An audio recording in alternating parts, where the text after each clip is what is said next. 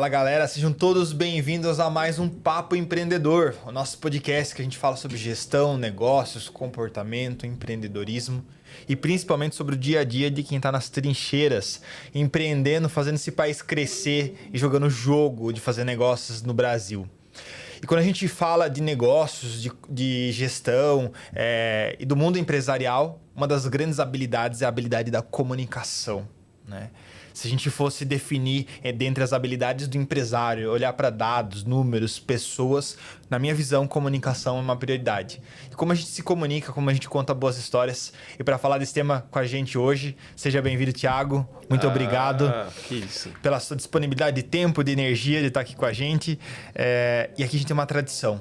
Quem se apresenta para a nossa audiência é o convidado. Então, sinta-se em casa, fala com a nossa galera, conta um pouquinho quem é o Thiago, um pouquinho daquilo que você faz e da sua jornada.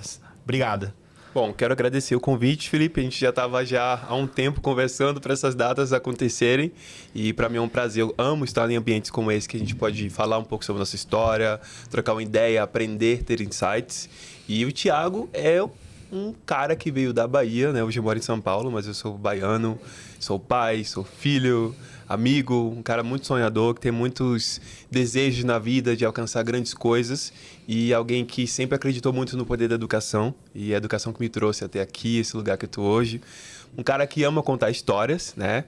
Storyteller, eu sou cineasta também, sou ator, produtor de conteúdo, então eu tô na internet desde 2020, né, produzindo conteúdo, me conectando com as pessoas, construindo uma audiência. E é difícil falar sobre a gente, né? Eu faço um monte de coisa, cara. Mas atualmente eu estou influenciador, professor de inglês também, que sou formado em inglês, tenho um infoproduto, mentor também, especialista em metodologia. E estou aqui para aprender com você, para dar insights e falar um pouco sobre a nossa jornada.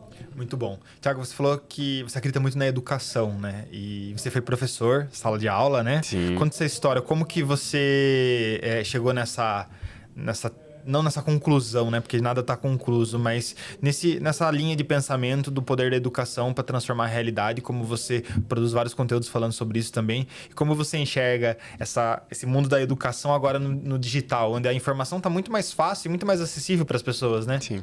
Bom, digo que não escolhi ser professor, né? A vida me empurrou para esse lugar e ali eu entendi o poder da relação de professor e aluno, do tanto que a educação pode transformar alguém. Só para o pessoal entender, eu vim de um ambiente familiar de muita escassez, né? No interior da Bahia, meu pai é pedreiro, minha mãe doméstica. Então a gente vem de uma família bem humilde, né? Eu sou o filho mais novo, 3 filhos.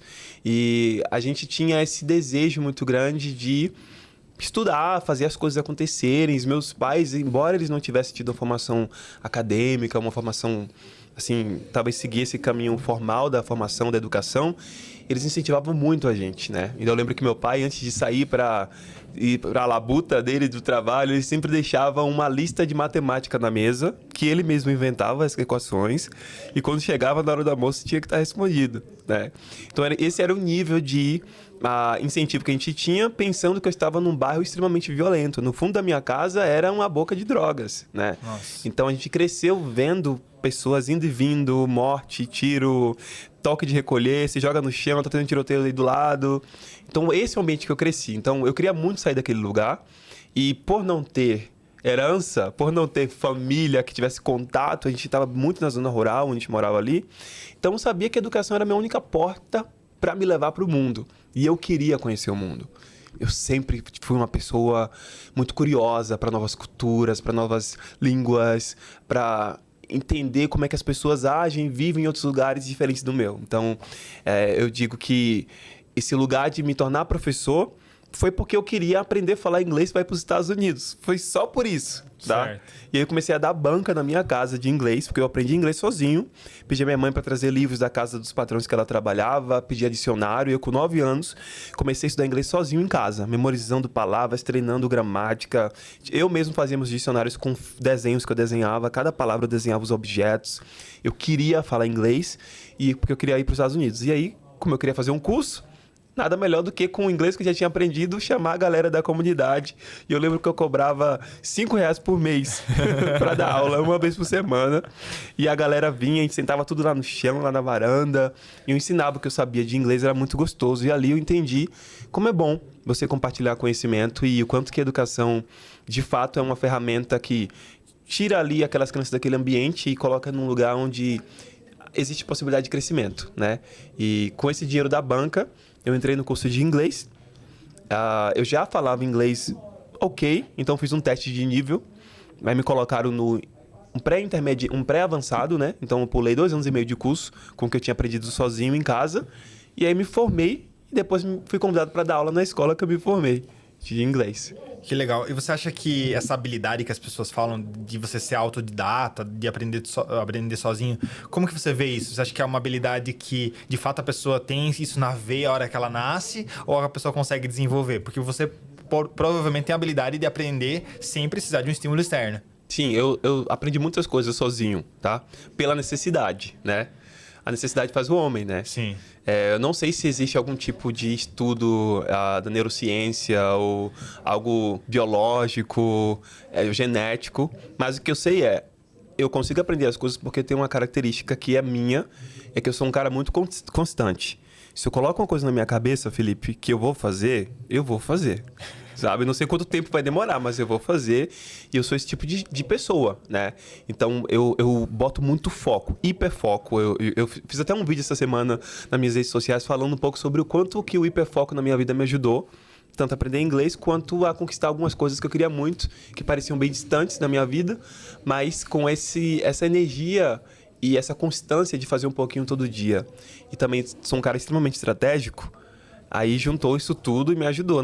Não é que eu tenho facilidade de aprender, tá? Mas é porque quando eu boto coisa na minha cabeça, eu vou até o fim e eu crio um plano para chegar nesse lugar. O poder da autodeterminação, né? Eu sou muito. Da constância, né? Eu sou muito. Andar de bicicleta, tem que continuar pedalando que você chega no destino final. Exatamente. E, cara, quando surgiu a ideia de ir pra arte em si, pra ser cineasta, pra ser ator, como que surgiu essa ideia? Bom, eu venho de uma família extremamente criativa, né? Meus pais cantores, cantavam em coral. A cultura na veia já. A minha irmã... Meu pai toca instrumentos, meu irmão toca violão, minha irmã fez piano nesses projetos sociais, né? Piano clássico. E eu gostava muito de desenhar. Então, eu desenhava e escrevia histórias de ficção. Então, se você for na minha casa na Bahia, você vai ver os livros que eu escrevi lá, né? Eu escrevia à mão mesmo, desenhava, fazia as ilustrações. Então, com 3 anos, eu lembro que meus pais contam, né? Que eu fiz um desenho de um elefante. Mas foi tão detalhado que a família toda ficou impressionada como eu tinha essa coordenação motora. Coordenação motora fina para 3 anos. Para 3 anos, para desenhar um elefante. Eles falam isso, sempre falam. E eu sempre gostei muito de arte, sempre vibrei nesse lugar. E eu sempre gostava muito de escrever histórias de ficção. Cara, eu te digo, eu passava horas sentado escrevendo histórias de personagens. Escrevendo o personagem, de onde ele é, onde é que ele morava. Eu amava fazer isso. Eu lembro que quando eu estava na 5ª série, eu estava estudando português, né? Na aula de português, a gente estava estudando gêneros literários. E aí a professora passou uma atividade para casa. A gente estava estudando nessa semana os gêneros literários de ficção. E ela tinha passado para a gente criar uma história, escrever uma história de ficção, e a gente ia ter que ler na sala. E aí eu esqueci de fazer atividade. E ela chamou 1 a 1 lá na frente. Aí eu fui lá pra frente, peguei meu caderno com as folhas vazias e eu inventei uma história toda, do início ao fim. E aí quando eu terminei a história, a professora ficou em pé e começou a me aplaudir. E ela, me dê esse caderno que eu vou pedir pra diretora tirar uma fotocópia pra botar no mural da escola. E aí quando eu mostrei pra ela que o caderno tava vazio, eu pensei que eu ia levar uma suspensão. E aí ela falou, menino, você é muito criativo, você tem que ser um autor. Eu nunca me esqueço que ela falou isso pra mim. Mas eu sempre gostei muito de escrever. Então essa foi aquilo que motivou a ir pro cinema, pro teatro. Legal. E cara, quando a gente pensa em comunicação, né? Existe uma divergência de acessibilidade. Nem sempre aquilo que eu falo é aquilo que você compreende. Uhum. E a história, né, o storytelling, ele é uma ferramenta estratégica para que a gente melhore os nossos processos de comunicação. Então, antes de entrar na pergunta de fato, eu queria ouvir sua opinião. Você acredita que 2025, século XXI, nós temos um problema de comunicação na sociedade? Ou qual é a sua visão disso? Eu acho que existem muitos ruídos e existe muita gente falando muita coisa ao mesmo tempo. Eu acho que o nosso grande problema é conseguir identificar entre esses ruídos o que de fato é relevante para a gente dar nossa atenção. E quando eu falo sobre isso, eu falo também sobre a própria internet, né? Quando a gente pensa no conceito de semiótica, né? O significado dos símbolos, hipertexto, hiperlink, né? A capacidade de conectar uma coisa dentro de outra, o que as páginas de internet fazem, né? A gente pensa que existem diversos caminhos de contar uma determinada história ou diversos atalhos para se desenhar ou definir uma determinada tarefa. Dito isso, eu acho que sim, temos bons contadores de histórias nesse século, nesse tempo, mas o grande público, a grande massa, ela está sendo bombardeada com muito estímulo. E, infelizmente, muitos desses grandes contadores de história não têm tido a atenção que deveria ter ou receber desse grande público, perdendo espaço para pessoas que contam histórias que não são relevantes ou bobas ou insignificantes a nível de conteúdo mesmo, né? Mas pensando sobre a arte, sobre o cinema, eu acredito que a gente tem sim grandes contadores de história como a Shonda Rhimes, que é extremamente criativa e certeira no que ela faz, né? Eu sou muito fã do trabalho dela. Temos grandes cineastas também que contam histórias de forma tão única, né? Mas eu acho que o grande problema do nosso tempo é a quantidade de ruído. É difícil focar. E como que, né, nós, meros mortais, quais estratégias a gente pode utilizar para silenciar um pouco desses ruídos, né? Eu brinco que, às vezes eu tô no final de semana, já tive um hiperfoco em conteúdo e em coisas de alta complexidade de segunda a sexta, que eu brinco com a minha esposa e falo, acho que eu quero assistir a algo de pouca capacidade intelectual nesse final de semana. Eu te entendo. Porque é algo também que vai estimular meu ócio criativo, né? Então eu uso como um recurso de criatividade. Sim. Mas quais são as estratégias que a gente pode utilizar nesse mundo do hiperglobalizado, com muito conteúdo, para a gente tentar filtrar os ruídos e, de fato, focar na informação que é relevante? Bom, eu acho que você tem que criar alguns mecanismos de proteção para que você não se torne mais um mero consumidor no meio desse universo, né? Quando a gente fala, por exemplo, de rede social, eu trabalho com rede social, eu tenho internet, as minhas redes sociais, né? E aí eu tenho uma rede, eu tenho 100 mil seguidores. No meu YouTube, 100 mil no YouTube. TikTok, eu tenho 700 mil. Instagram, quase 500 mil. E são muitos lugares, muitas pessoas que estão ali consumindo meus conteúdos, né? E isso já gasta muita energia para mim, para contar histórias para elas e também me comunicar nos comentários e tal. Se eu sou esse cara que já tô produzindo para internet e que eu pego meu celular e eu começo a scrollar o celular e fico passando muito tempo ali só assistindo, consumindo, eu acabo tendo meio que uma overdose de conteúdo, o que meio que me atrapalha um pouco no meu processo criativo. Então, eu acho que é importante sim você ter referências, e você precisa ter referências, você precisa ter... eu até já te falei, né? Sim. Cara, assiste uns 15 minutos de conteúdo por dia, né? Pega ideias, cria um grupo com você mesmo, joga referências, roube como artista. Já terminou o livro? Não terminei, por pura vagabundagem mesmo. Mas o livro é bom, né? Tô gostando. Legal. Eu tenho um livro que chama aquele Cartas Brasileiras, Cartas Extraordinárias. Tá. Eu tô lendo o Hobby como Artista da mesma forma que eu li aquele livro, meio que de forma homeopática. Leio 4, 5 páginas, depois vou fazer outra coisa, mas tá bem legal mesmo. É uma dica aí pra galera. Hobby como Artista. Esse livro é muito bom, gente. Então, acho que assim, você estabelecer alguns limites. Eu tenho X minutos pra ver coisa boba. Agora, hoje eu me dei esse momento que hoje eu vou sentar para assistir um besterol. Eu não quero complexidade, não quero ter que pensar muito, né? Da mesma forma que eu também não posso encher a minha cabeça só de um determinado tipo de conteúdo que também não vai ser saudável para você. Então tem que entender esse equilíbrio. Cada pessoa performa de uma forma diferente, né? Tem gente que precisa de mais tempo sendo exposto a um determinado conceito para conseguir absorver eles. Tem gente que pega rápido, né? Só pega de olhar, só pega de ver um vídeo ali e tá tudo bem. É igual a galera da música, né? Que pega de ouvido. Fala, eu peguei a música de ouvido, né? Que tem uma sensibilidade muito maior. Tiago, já puxando esse gancho, como que você estimula o seu processo criativo? Né? Você, né, obviamente com estratégia, mas seu conteúdo, suas estratégias de comunicação são bem diversas e bem criativas. Como que você estimula a sua criatividade? Você está 100% criativo de segunda a segunda, 24 horas por dia? Cara, eu sou muito criativo. Eu sei que, assim, se existe uma média de criatividade, eu sei que estou acima da média, mas isso é uma coisa minha. Desde criança eu sempre fui muito criativo. E todos os espaços que eu habitei, como escola, igreja, os adultos que eram os meus tutores, eles vão confirmar isso para você. Porque eu gosto de criar, né? E de me desafiar a criar coisas que eu nunca criei antes, né? Um dia eu simplesmente falei, eu quero fazer um filme, né? E eu nem sabia que era escola de cinema. O que é que eu preciso para fazer um filme? Preciso de atores e um roteiro, vou ter que conseguir uma câmera emprestada e um microfone. Fui atrás dessas coisas, consegui. Gravei um filme, um longa-metragem, lá em Feira de Santana, em 2011. Terminei o filme, eu vou fazer uma campanha para alugar o cinema, para exibir meu filme no cinema da cidade. Bilheteria lotou. Todos os dias de exibição, lotou. Todo mundo querendo ver o filme que foi gravado na cidade. Sei. Eu vou escrever o filme para participar de um festival internacional de cinema. Me inscrevi no festival, fui indicado em 7 categorias. Concorri com filmes da Globo Filmes na época. Levei 3 estatuetas para casa. E começou com, eu quero fazer um filme. Será que eu consigo? Claro que para fazer um filme eu tive que estudar muito. Sim. Né? O que Não tinha... simplificando o caso, né? Mas... Eu tive que estudar muito, mas o fato de fazer um filme, ele foi uma junção da prática dessas pequenas histórias que eu escrevi. Lembra que eu falei que eu escrevia histórias em quadrinho, escrevia histórias de ficção?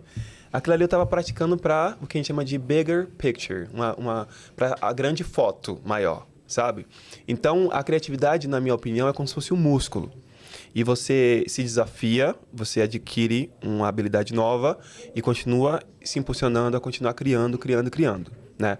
Então, nem tudo que eu... como eu trabalho com influência, né? Gente, uma coisa muito louca, não faz sentido, mas é o seguinte. Eu sou influenciador.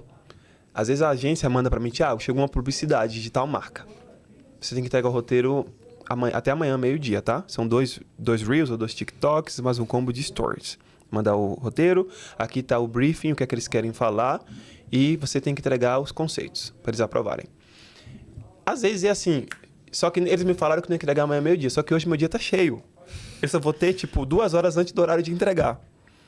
E eu tenho que escrever e entregar. Sim. Né?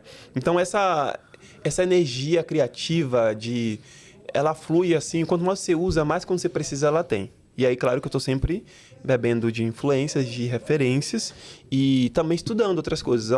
Eu fiz aula de pintura acadêmica, desenho de observação, desenho com carvão para desenhar rosto de pessoas. Eu fiz iniciação musical, apreciação musical, canto popular, teatro adulto, comédia dell'arte, atuação para TV e cinema, artesanato.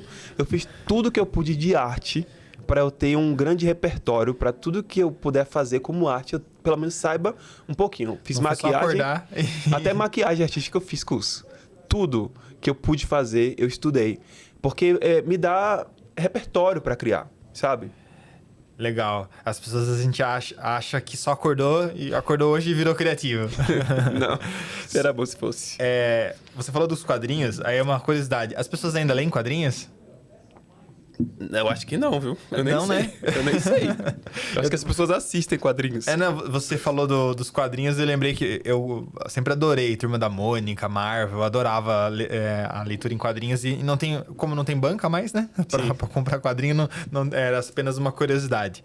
Cara, e quando a gente pensa em comunicação, tanto na vida quanto nos negócios, algumas pessoas falam, não, eu preciso ter uma comunicação mais assertiva, eu tenho que ir direto ao ponto. E claro que dependendo do momento, diversas as estratégias podem ser utilizadas. Mas na sua visão como um comunicador, como um influencer, como contar boas histórias pode otimizar e trazer mais sucesso para uma comunicação? Seja numa vida pessoal, quando eu estou lá numa relação pessoal, ou até mesmo nos negócios. Sim. Bom, quando a gente pensa em contação de histórias, né, o novo termo aí do momento que é o storytelling, a gente pode voltar aos primórdios da humanidade. Quando a gente pensa nos períodos dos homens nas cavernas, eles ainda não tinham uma comunicação gramatical formada, né, com símbolos e grafias como a gente conhece hoje. Mas eles desenhavam nas cavernas, nas pedras, né? Havia essa contação de histórias através de desenhos, depois de símbolos, depois de sinais, depois de sons, né? Até que a gente conhece hoje como língua, né? Então, está no cerne do homem, né? a vontade de ouvir histórias, de se conectar através de histórias. Então, eu acho que quando a gente pensa em pessoas que querem ser assertivas através da sua comunicação e trazem histórias para os conceitos que elas estão abordando, e aí quem fala isso não é Tiago, é a própria ciência, né? As histórias, elas têm a capacidade de conectar com emoção. E quando você aprende com emoção, a sua capacidade de absorver esse conteúdo se torna muito maior. Então, dito isso, bons comunicadores são pessoas que eles conseguem colocar a audiência para se sentir um personagem dentro das histórias que eles estão contando. Porque o que nada mais é do que um bom filme? Um bom filme é aquele que faz você esquecer que você está sentado na sala de cinema. Quando as luzes se apagam e a música começa, você é imergido para a história. E você esquece que você é você e você está totalmente dentro daquele contexto. Essa é uma boa história para se contar. Agora, quando você está no filme, você começa a olhar, esse movimento de câmera, tem um erro de continuidade. Tem alguma coisa na história em si que não foi forte o suficiente para te imergir para aquele ambiente. E aí você está indo e vindo, indo e vindo. Então, quem entendeu hoje como fazer isso, e as grandes marcas, elas trabalham muito com storytelling, se você pensa por exemplo, o Itaú. Para mim é uma aula de storytelling, as campanhas publicitárias do Itaú, né? A Nike, a Coca-Cola, a própria Natura tem lançado muito mão de narrativas mais que conectam mais com as emoções humanas. Essas grandes marcas, elas estão surfando nessa onda e têm visto resultados, claro que para dentro do negócio deles, comerciais, mas para além disso, tem criado-se comunidades, né? Eu acho engraçado a Nike que ela não vende uma roupa, ela não vende um artigo esportivo, né? Quando você pensa nos processos comerciais, vende um estilo de vida, meio que o arquétipo do herói, né? Sim. Você vê aquele tênis lá no atleta correndo, você acha que você vai comprar ele e você vai ter um pace de maratonista, por exemplo, né? A questão de você entrar mesmo no personagem e ter um senso de pertencimento, né? É o que a história faz. E essa técnica, né, de storytelling, quando que isso começou ou foi nomeado? Por que isso se tornou uma técnica, de fato? Bom, o storytelling sempre foi utilizado, né? Mas aí, se a gente for pensar na última década, eu acho que esse termo, desses últimos 10 anos, ele começou a ser fomentado dentro de palestras, dentro de ambientes educacionais, até dentro da própria publicidade, propaganda, como uma ferramenta de persuasão. Né? Mas não é que inventaram agora. Storytelling existe desde que o mundo é mundo, né? Quando a gente pensa nas tradições, a gente pensa nas tradições populares, né? Por exemplo, eu venho do Nordeste. Então, no Nordeste, a gente tem uma tradição em algumas pequenas cidades, onde as pessoas se juntam ao redor da fogueira, onde uma pessoa mais idosa, mais velha, vai contar uma história, um caos, como eles chamam, né?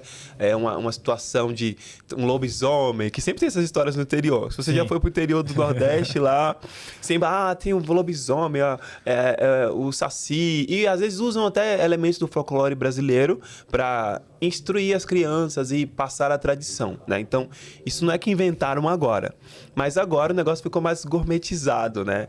E meio que existem fórmulas hoje para você contar histórias. Tem jornada do herói, tem diversos templates que Hollywood usa, por exemplo, para que os roteiristas construam essas histórias dentro desses templates. Primeiro, quem é você? Você é chamado para uma aventura, você conhece o seu mundo vira, você conhece um mentor, esse mentor vai te guiar. É aquilo que a gente vê no filme de super-herói, né? Então, esses templates, eles ficaram mais popularizados, principalmente com o advento da internet, com a possibilidade de... Antes, ninguém tinha acesso a um roteiro de um filme, né? A gente só via o filme lá na tela. Hoje você entra em sites que você acha os roteiros completos dos personagens, as sinopses, até a Bíblia de Vendas. A Bíblia de Vendas da série Stranger Things, que antes tinha um outro nome, né? Depois que a Netflix mudou, a Bíblia de Vendas está disponível no Google. Ou seja, o conceito mais... o primeiro documento da série, que antes os personagens nem era todos aqueles ali, os arquétipos, né, as referências, era como se fosse um documento para convencer alguém a investir em mim para eu escrever o roteiro. Esses documentos estão em conhecimento público. Qualquer pessoa pode ter Legal. acesso a isso. Então, tendo esse acesso, mais pessoas começaram a falar sobre isso e hoje o storytelling acabou se tornando meio que uma moda, né? Como se fosse algo que foi inventado agora, mas que já existe há séculos. E, cara, quando a gente pensa em comunicação, né? Muitos empresários e a nossa audiência que acaba acompanhando nosso conteúdo, que são líderes, né, gestores, eles falam, nossa, eu adoro meu produto, eu sei vender aquilo, mas eu tenho muita dificuldade de falar em público, eu tenho muita dificuldade de me comunicar. Se a gente fosse pensar numa jornada da pessoa que é iniciante no processo de comunicação, se é que a gente pode usar esse termo, né? Porque a gente aprendeu a se comunicar na infância, então não sei se a gente ainda é iniciante. Mas qual seria a jornada da pessoa que ela tem muita dificuldade, ela não se vê, por exemplo, sentada aqui na cadeira fazendo um podcast. Qual a jornada que ela pode traçar para melhorar a sua habilidade de comunicação a ponto dela conseguir utilizar esse recurso de contar uma boa história no meio de uma palestra, no meio de uma comunicação, contar uma história dentro de um processo comercial. Eu acho bem legal, né, quando a gente traz histórias dentro de uma venda. A venda fica muito mais estratégica e muito com maior probabilidade de conversão, né? Uhum. Bom, eu acho que existe algo que é muito conectado à emoção. A comunicação ela tem um peso, uma influência muito grande do emocional. E se você tem essas travas emocionais, é bem provável que você vai ter dificuldade de comunicação. E quando a gente fala de comunicação, não é só falar. Existe a comunicação verbal e a não verbal. Sabe quando você vê alguém que sobe ao palco e essa pessoa fica se balançando, fica enxugando a mão, não sabe se faz assim, fica mordendo o lábio? Aquilo ali é comunicação pura. A gente está vendo que ela está desconfortável, que ela está insegura, que aquele ambiente, ela não está se sentindo dominante daquele ambiente, né? E aí, quando a gente coloca as palavras elas só vêm para chancelar que tudo que o corpo está falando, porque o corpo fala e comunica muito, está exatamente alinhado a essa insegurança que a gente está entendendo. Então, acho que quem tem essa dificuldade, mas tem o sonho de se tornar um comunicador, precisa olhar para dentro de si e ver se existe algum tipo de... E eu não sou psicólogo, tá? Mas se existe algum tipo de trauma ou de algum tipo de relação que trouxe alguma memória dolorosa em um momento de comunicação. Às vezes aqueles pais que são mais rígidos, cala a boca na frente de todo mundo, sabe? E talvez buscar uma terapia para tratar o emocional, tá? Ok, Thiago, meu emocional tá tranquilo. É que eu tenho dificuldade mesmo de organizar minhas ideias. E aí você vai ter que estudar um pouco sobre coerência, sobre coesão. Até o próprio storytelling são várias estratégias. O que é o storytelling? São várias estratégias de comunicação. Existem várias maneiras de a gente contar uma história, né? Queria dar um exemplo? Por exemplo, eu poderia te falar aqui sobre a história do Chapeuzinho Vermelho. Essa é uma história de conhecimento público, ok? Ok. Eu posso te contar essa história de forma linear, como a gente conhece no livro de histórias. Mas e se eu quiser começar pelo clímax que antecede a resolução da história e depois voltar para o início? Essa é uma estratégia de storytelling. Que é o que a gente chama de teaser. Sabe quando você assiste uma série? Que a primeira cena da série é um teaser do principal conflito da série, tipo o Pânico, o filme Pânico, por exemplo. O filme Pânico começa com a cena de alguém morrendo. Sim. E depois a gente, tantos meses atrás, ou quantas semanas atrás, e agora a gente vai entender o que é que aconteceu até essa morte chegar, né? Ou seja, é um tipo de contação de história não linear. Você quebra os blocos, você antecipa um grande conflito que vai acontecer lá na frente da história e depois você retoma para que a audiência entenda quem é quem e por que eles chegaram até aquele momento. A gente usa um gatilho chamado de gatilho de curiosidade, né? É uma forma de contar a história. Eu posso começar minha história, minha família... Sabe aquele filme de terror? Eu tô falando bastante sobre filme hoje, mas isso se aplica para conteúdo também, tá? Sabe o filme de terror? A premissa do filme de terror é uma família se mudou para uma casa nova, os adolescentes geralmente não querem se mudar porque eles estavam em outra vida, tinham os amigos deles, aí vai para essa casa nova e essa casa nova tem um monte de coisa ruim. E aí começa a acontecer coisas estranhas nessa casa, a família sofre, alguém se machuca, às vezes alguém até morre, e no final a casa pega fogo, ou alguém foge dessa casa e ele sai daí e tchau. Essa é a premissa. Eles mostram, já é uma história mais linear, né? Então, quando a gente pensa na forma de organizar as histórias, isso é uma estratégia de comunicação, tá? E não é que tenha certo ou errado, depende da qual que você quer usar e qual é que faz sentido para aquele determinado momento. Outra estratégia que você pode utilizar dentro do storytelling. Quando você usa um tipo de história que você coloca a audiência como um personagem ativo dentro da história. Existem duas formas de você ouvir uma história. Você vai ouvir uma história de forma passiva e de uma forma ativa. Quando eu te conto uma história que você vai apenas ser um personagem passivo, eu vou te falar exatamente tudo o que acontece na história e por que essas coisas acontecem. Não vou dar espaço para dupla interpretação. Você já assistiu aquele filme A Origem, com o Leonardo DiCaprio? Acho que ele joga um dado e aí eles entram num sonho. Ah, sei. E o final do filme, o dado acaba a cena antes de a gente ver se o dado vai parar ou não. Sim. E a gente não sabe se é sonho ou não. Isso é um tipo de storytelling onde você joga o público para se tornar ativo. Ou seja, eu, como audiência, vou ter o poder de escolher se aquilo era um sonho ou se aquilo era verdade.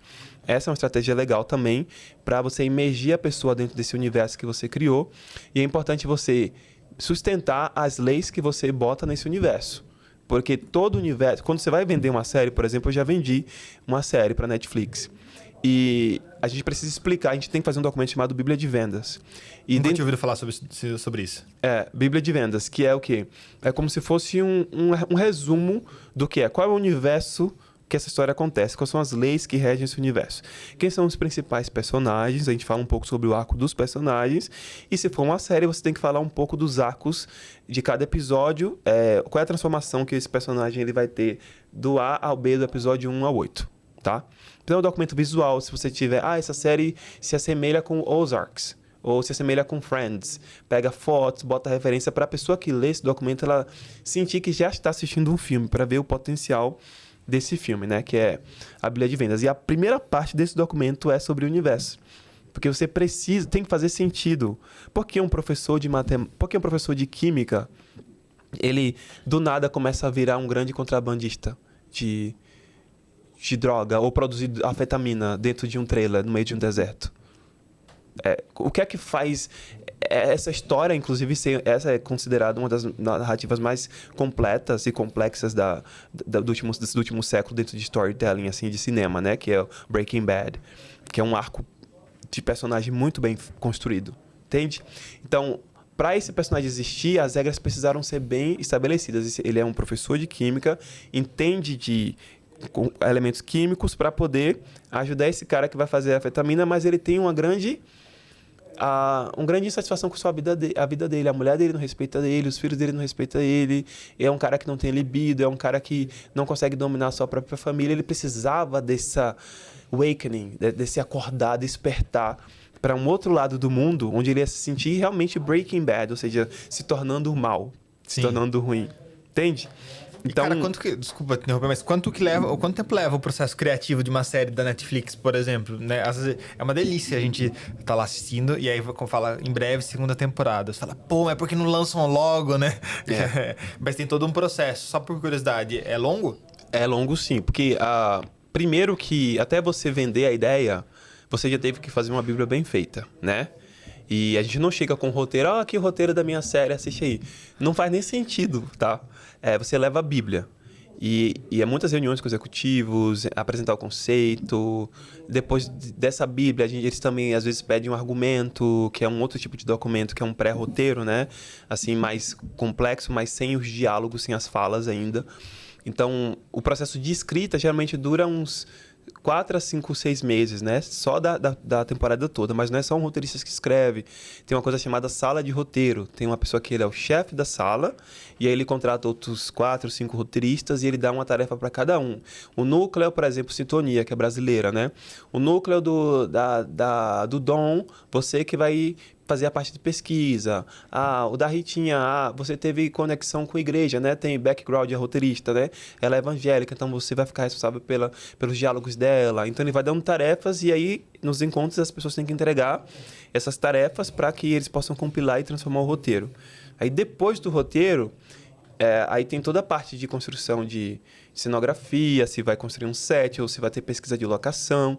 escolher o elenco, aí vai ter... O elenco geralmente passa 1, 2, às vezes até 3 meses de preparação de elenco com o professor, colocando eles para vivenciar experiências que eles vão viver no filme, para criar memória emotiva ali e construir um personagem mais denso.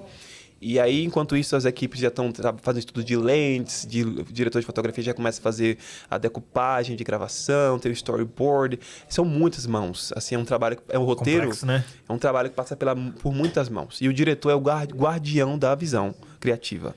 Até que se torne o REC e chegue na nossa tela para apertar e dar o play e assistir, sentar no sofá com pipoca. É assim, é trabalho assim de 1 ano, assim, no mínimo. E só por curiosidade, o direito autoral permanece do criador ou acaba, ou depende? Depende do tipo de contrato. Tá, mas eventualmente você pode ceder, por exemplo, para Netflix o direito autoral. Exato. Tá, legal. Cara, e esse mundo, né, é super empolgante, né? Eu fico empolgado em ver cérebros criativos como o seu. Quais são as estratégias que você utiliza para fomentar a sua criatividade? Porque acredito eu que mesmo que isso seja uma habilidade que já está no seu sangue, que você já tem essa tendência, você usa de estratégias para estimular.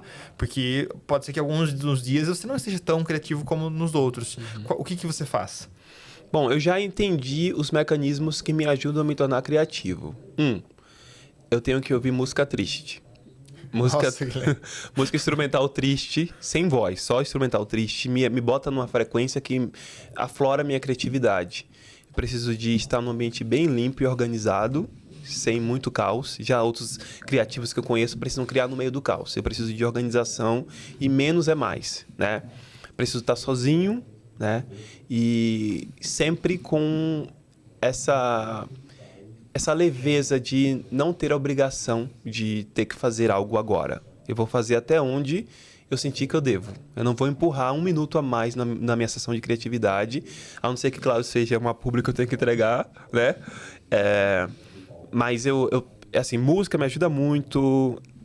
Às vezes fazer uma viagem solo, né? Uma vez por ano eu faço uma viagem para fora, sozinho. Tipo, passo uma semana, sabe, para viver uma outra cultura, eu volto com muitas ideias, né? E o cinema sozinho também, eu gosto muito, me ajuda muito a ter novos insights. E natureza também, curto muito, estar num lugar verde, assim, me ajuda muito a criar. Para além disso, consumir também, né? Coisas que me inspiram, tentar ver coisas diferentes, outros formatos que eu ainda não vi, que eu não conheço. Por isso que eu tenho um grupo comigo mesmo. Referências de conteúdo, só pra ficar jogando um monte de link lá, de coisas que eu acho interessante pra explorar, sabe? Mas meu processo criativo é bem tranquilo, assim. Cara, e como que você o que você daria de dica para uma pessoa tentar encontrar o ponto de referência dela da criatividade? Você falando da natureza. Eu, Felipe, né, toda vez que eu preciso fazer um review do nosso planejamento estratégico, eu vou pra praia. Sentar na beira do mar com o iPad ou com o computador e começar a escrever todas as minhas ideias. Legal. É algo que favorece a minha criatividade. Né? E natureza no geral. Mas como que quais dicas você daria para... Putz, o Felipe não sabe o que deixa ele criativo. Ou o Felipe tem aquela crença, não, eu não sou criativo. O pessoal entra na síndrome de Gabriela, né? Nasci assim, vou morrer assim, não sou criativo e tá tudo bem, me conforto com isso. O que você daria de dica para o Felipe tentar achar o que faz ele se tornar um pouco mais criativo? O que impulsiona e motiva a criatividade dele? Bom, a criatividade é desafiadora, né? Ela tira a gente de um lugar, ela nos leva para um lugar desconhecido. Toda vez que eu pego uma folha em branco, eu nunca sei onde é que ela vai me levar. Sim. Quando eu penso num roteiro, numa história, num personagem, eu sei como vai... Geralmente, quando a ideia já tem uma ideia, eu sei como a história vai começar e como ela vai terminar. Mas eu não sei o que tem no meio. E esse é o desconhecido. Eu acho que esse lugar Quase foi um espirro. Esse lugar da criatividade é como se fosse um músculo mesmo. Você tem que praticar. E se você não se considera uma pessoa criativa no dia a dia, se coloca tarefas, assim, desafios. Nossa, hoje eu vou me desafiar a criar 2 linhas de um roteiro sobre tal coisa. E é só 2 linhas. Ok, amanhã eu vou fazer mais 2. Numa semana você vai estar mais praticado do que no início da semana passada, que você não fez nada. né? E não se compara muito, porque tem muita gente que olha as criações do outro e fala, nossa, eu nunca vou conseguir fazer uma coisa desse nível, né? Eu já ouvi muito isso as pessoas falarem. Isso aqui acaba se medindo com uma régua diferente, né? Exatamente. De tempo, de história, de jornada. E criatividade não é só voltado à arte, as pessoas precisam entender isso. Criatividade é a capacidade de resolver problemas com algum tipo de estratégia ou método, tá? Então, por exemplo, minha mãe, super criativa, a gente passava muita necessidade. O que é que ela fazia? Tiago, vai lá no supermercado e pede para o açougueiro cortar os ossos que ele não vai vender. E pede para mim que eu vou fazer uma sopa. Isso é criatividade. Ela ajudava a resolver um problema de alimentação e de falta de recursos dentro do que tinha na mão dela. E ela fazia uma sopa que ninguém dizia que foi uma sopa que ia ser descartada do açougue. Sim. Entende? Inclusive tá na moda agora o pessoal fazer caldo de ossos, né? Porque é Caldo extremamente de ossos. proteico e Eu acho que é por isso que eu tô assim, né? Mas é isso. Então, se coloca tarefas, desafios criativos dentro do que você precisa fazer no seu dia a dia. Coisas pequenas, coisas mínimas, né? E aí você vai ver que cada vez que você vai praticando mais, você vai sentindo que é menos difícil, né? Menos doloroso. E também procura conteúdo sobre criatividade, vai ler livros criativos, né? Se emerge com histórias, ouve podcasts que contam histórias. Eu gosto muito de ouvir tem um podcast que é Modus Operandi, né? Que só conta história de crime. E aí teve uma época que eu estava extremamente viciado nesse podcast. Eu acordava de manhã para treinar, às 6 horas da manhã eu estava lá. Tal pessoa esfaqueou tal pessoa. É o primeiro horário do dia, eu já estava lá me enchendo desse negócio. Eu falei, eu vou dar uma parada aqui agora que tá ficando muito mórbido. Mas o fato de você ouvir uma história te faz criar as imagens na sua cabeça. Isso é praticar criatividade. Porque, às vezes, com esse advento do audiovisual e tal, a gente tá recebendo tudo pronto ali, né? O visual, a trilha. Às vezes a gente não precisa nem se dar o trabalho de pensar. Então, por isso que é bom ler. Eu acho que ler ajuda muito a criatividade. Você não tem como ler uma história sem imaginar a cara do personagem, sem criar o cenário. É como se fosse um sonho. É uma musculatura cerebral, né? Criando novas sinapses, né? Exato. E, Thiago, né? Você tem uma rotina de criatividade, de produção de conteúdo. Cara, como que você organiza a sua semana para que você consiga dar conta de todas essas demandas? Como você falou, eu preciso entregar uma publi para amanhã. Inclusive eu preciso. Inclusive é verdade esse bilhete. Não me lembra, tá? Como que você organiza a sua rotina? Você tem algumas premissas de agenda? Como que funciona? Bom, como eu trabalhei um tempo na TV, eu era head de produção de conteúdo de um canal. Então, toda a pauta de gravação eu que organizava. Tanto de gravação e os editores, eu coordenava os editores também. E isso me deu meio que uma espécie de produção em cadeia. Ou seja, a gente grava com gaveta. Então, por exemplo, hoje é quinta-feira, né? A semana passada eu fui para Campos do Jordão e eu levei 11 roteiros para gravar lá. E eu estava de viagem com a família, mas aí um dia eu falei, eu vou acordar às 5 horas da manhã e eu vou gravar das 5 até as 10. Quando o pessoal acordar, a gente sai para curtir. E gravei os 11 roteiros. Então, eu estou sempre fazendo conteúdo em gaveta. Como eu faço? Eu tenho um dia que eu vou escrever roteiro. Como eu tenho séries no meu canal, então já tenho um formato. Né? Tem o In English Please, tem o Diogo Natan, tem Casal Bilíngue, tem várias séries. E aí, eu tenho um dia que eu vou parar hoje é só para escrever roteiro. E hoje, como tem inteligência artificial, aí me ajuda também para fazer os rascunhos iniciais, né? Assim, por exemplo, como eu tenho uma série que já sei quem são os personagens e as regras que regem aquele universo, aí eu jogo na inteligência artificial. Me dê mais situações que um aluno está em perigo e ele está correndo risco de vida e ele precisa de uma ajuda de um professor de inglês que se nega a ajudar ele se ele não falar inglês. Aí ele me dá uma lista de 10 títulos. Desses 10 títulos, 2 dá para usar. Aí eu pego 2 e escrevo o roteiro, né? E aí eu escrevo todos os roteiros de uma vez só. Aí, ok, agora vamos gravar? Aí tem um dia que eu vou gravar. Então, ontem foi dia de gravar YouTube. Aí eu gravei todos os YouTubes do mês. Do ano não. Do mês. Então, março já tá tudo gravado. Agora eu vou viver. Entendeu? Porque eu já tive também no lugar de escrever todo dia, gravar e editar. Só que é muito cansativo em nível de energia criativa. Ter que passar por todo esse processo todo dia. Então hoje eu já tenho uma pessoa que edita meu vídeo, eu escrevo e atuo neles, e outra pessoa escreve, e outra pessoa edita. Então Então já me limita um pouco de ter que ficar nesse processo. Que editar também é um processo criativo. Tem gente que acha que é só montar. Não. A edição também é muito criativa. Eu amo editar, mas gasta muito tempo, tá? Então é isso, assim. Minha vida é dia de escrever, dia de gravar. E aí eu tenho um cronograma já do mês. Eu já sei o que eu vou postar todos os dias até o final do mês. Já tá lá na minha planilha. Aí é só olhar lá, hoje é o quê? Ah, tal coisa. Editor, tal data, tal coisa. Thumb, tal data, tal coisa. Essa parte chata de gerenciar uma equipe, mas é necessário para que você tenha constância e para que a sua audiência esteja sempre alimentada com os conteúdos que elas já esperam que você vai entregar. Muito bom. Cara, e quando você está numa roda de amigos, com a família, e o tema é empreendedorismo, né? Tem um papo empreendedor. Qual é a pauta que você não deixa de jogar na mesa? Cara, de empreendedorismo, bom, eu gosto muito de falar sobre a questão das conexões que você faz, né? Principalmente porque eu saí de um lugar intencionalmente. Eu saí de uma cidade que eu já tinha conquistado tudo o que eu tinha para conquistar e aprendido o que eu tinha que aprender. E eu já precisava vibrar em outra frequência, ou então ia ser mais um no meio de um lago. E eu sabia que eu tinha potencial de ir para águas mais profundas.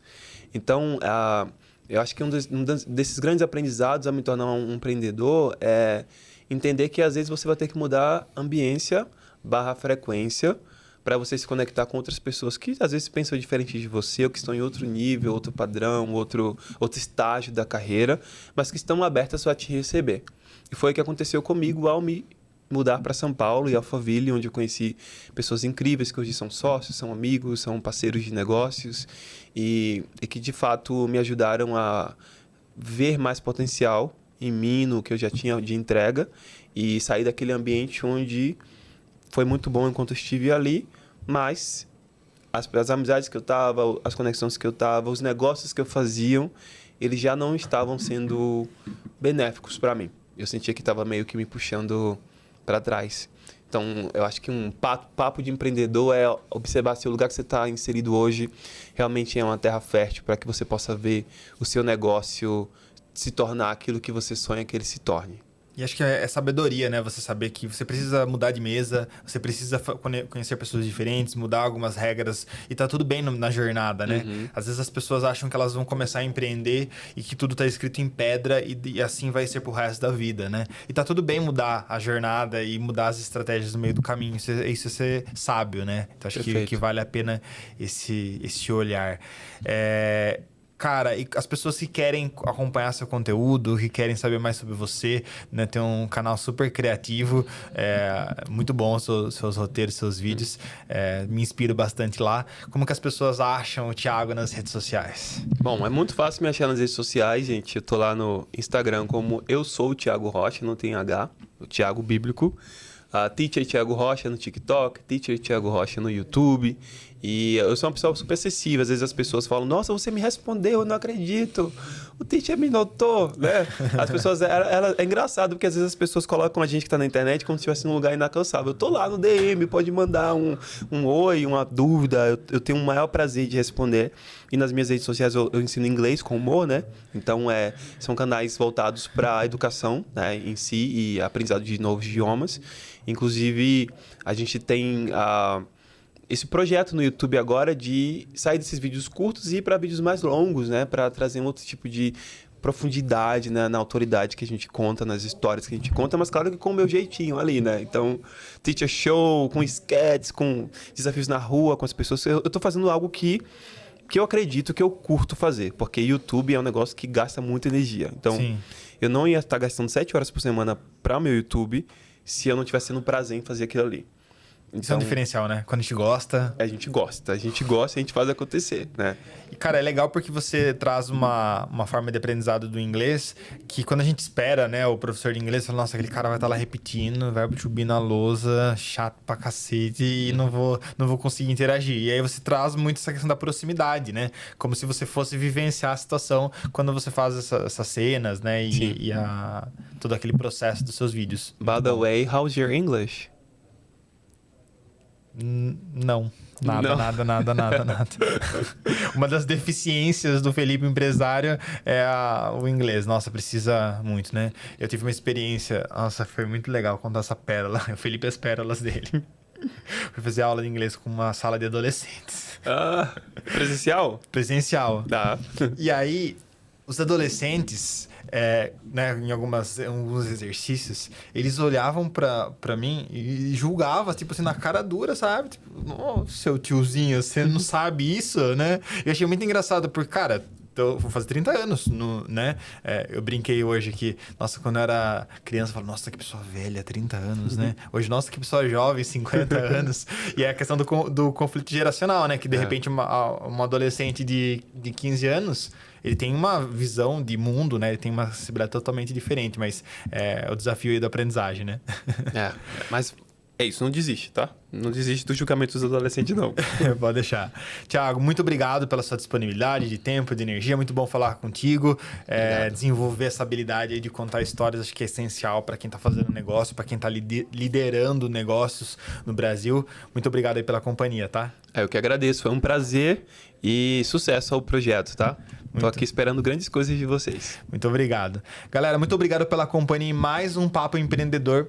Você já sabe, mas não custa lembrar. Inscreva-se no nosso canal do YouTube, deixa um likezinho aí no Spotify. E vocês sempre nos acham em todas as plataformas de áudio e vídeo como @Papo Empreendedor Podcast. Muito obrigado e até a próxima.